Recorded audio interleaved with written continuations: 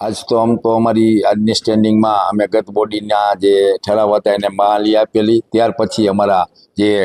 ભાઈ ભાઈ ફાયરના જે રિપોર્ટ હતા એ રિપોર્ટ ટેલી કર્યા પછી જે તે અમારી સ્ટેન્ડિંગમાં જે ટેન્ડિંગ માટેના જે નવા ટેન્ડર માટેનો એક મુદ્દો હતો કે જે આપણે અત્યારે બાયોગેસ માટે કે જે આપણા કોર્પોરેશનનો વેસ્ટ કચરો છે એનો બાયોગેસ બનાવવા માટેનો જે પ્લાનનો જે એજન્ડા માટે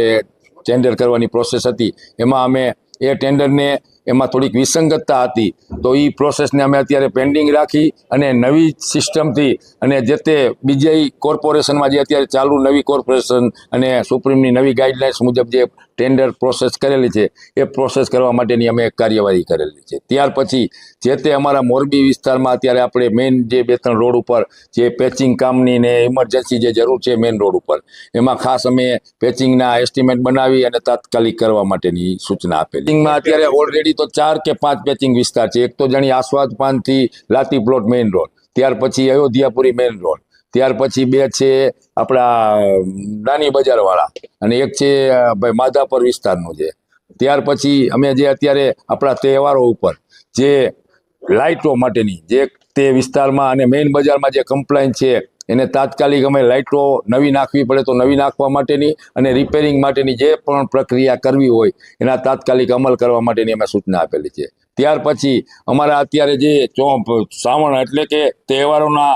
પવિત્ર માસમાં જે અત્યારે ખાદ્ય વસ્તુમાં ભેળસેળ માટેના જે પ્રશ્ન છે અને અમે આજે અમારા આ ફ્રૂટ વિભાગને અમે ખાસ સૂચના અમારા કમિશનર દ્વારા પણ અપાવી છે કે એમાં સ્ટાફની જરૂર પડે તો નવા ક્લાર્ક પણ એને આપી અને તાત્કાલિક ખાદ્ય વસ્તુમાં જે ભેળસેળ થાય છે એને અટકાવવા માટેના તત્વરિત પગલાં લેવા એવી ખાસ સૂચના અમે આજે સ્ટેન્ડિંગમાં નક્કી કરેલી છે। એ પણ મુદ્દો આજે અમે ચર્ચામાં લીધેલો હતો કે અત્યારે ઓલરેડી અમારે 4 થી 5 માણસોનો સ્ટાફ છે, ઓલરેડી 15 થી 20 માણસોના સ્ટાફની જરૂર છે। હમણાં અમે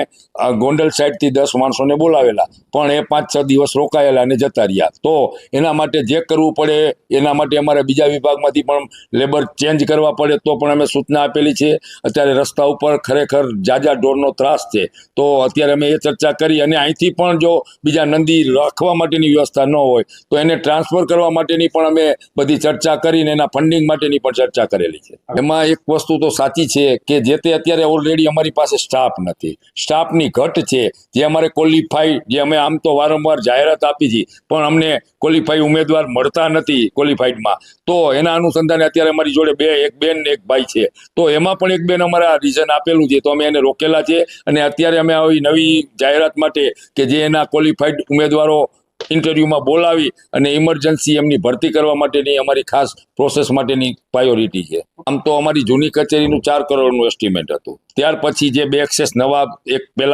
પહેલા બીજા માળનું અને ત્રીજા માળનું 2 નવા એક્સેસ આપેલા હતા પણ એની આખી પૂરી માહિતી અમારી પાસે નહોતી એટલે અત્યારે અમે એ એક્સેસ માટેના બિલ અમે પેન્ડિંગ રાખેલા છે। એની વિગતવાર ચર્ચા કરી અને આખી પૂરી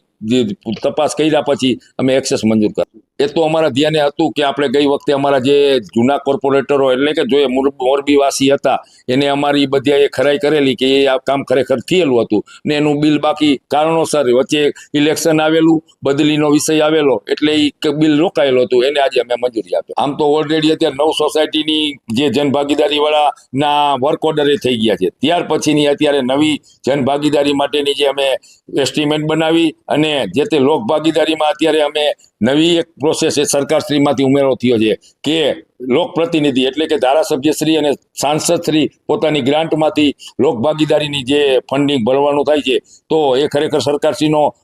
સરાહનીય પગલું છે કે એનાથી આપણને મોટો વિકાસને પ્રાયોરિટી મળશે। આમ તો ઓલરેડી અમારી પાસે 300 થી 350 ગાડી ટોટલ આવી છે, એની અમે વિગતવાર અમારા વોર્ડ વાઇઝ અમારા કોર્પોરેટરોને સંકલન કરી અને અમે જે તે વિસ્તારમાં માટી મોરમ નાખેલી છે એની અમારી પાસે પાકી પ્રાયોરિટી છે પણ અમે જે ટેન્ડરિંગ કરેલું એમાં થોડીક જે તે અમે 3 વસ્તુની સાથે અમે મોરમનું ટેન્ડરિંગ કરેલું હતું કે મોરમ સપ્લાય કરવી પ્લસ એનું ટ્રાન્સપોર્ટિંગ કરી દેવું પ્લસ એના પાસે રોલ આપવો તો જે કામ નથી થયા એની એમાઉન્ટ બાદ કરી અને ત્યાર પછી અંદાજિત અત્યારે અમારા હિસાબથી 1.5 કરોડ રૂપિયાનો મોરમ અત્યાર સુધીમાં કદાચ થયો હશે, પાકો ફિગર નથી પણ અંદાજિત આવી એમાઉન્ટ હશે। અમારી કોઈ પ્લાનિંગ છે નહીં, હવે અમે અમારી રીતે કોઈ પણ હાર્ડ મોરમની કોઈ પણ જગ્યા હોય તો અમે ખાણ ખનીજની મંજૂરી લઈ અને અમે અમારા પોતાના કોર્પોરેશનના સાધનો મૂકી અને અમે જે તે કામગીરી કરવા માટેની અમારી અત્યારે ઓલરેડી તૈયારી નહીં. બુરવામાં તો 100% જ્યાં જરૂરિયાત હતી ત્યાં બુરેલા જ છે, પણ જે મોટા અમુક રનિંગ વિસ્તાર હોય ત્યાં મોટા ભારે વાહનો ચાલતા હોય યા તો બહુ જ્યાં જનમૂલામાં ચાલુ હોય તો આ ખાલી મોરમ છે એટલે સ્વાભાવિક છે કે હલન ચલનથી પોતાના વાહનોના ટાયરથી પણ આ માટી આગી પાછી થાય અને નવા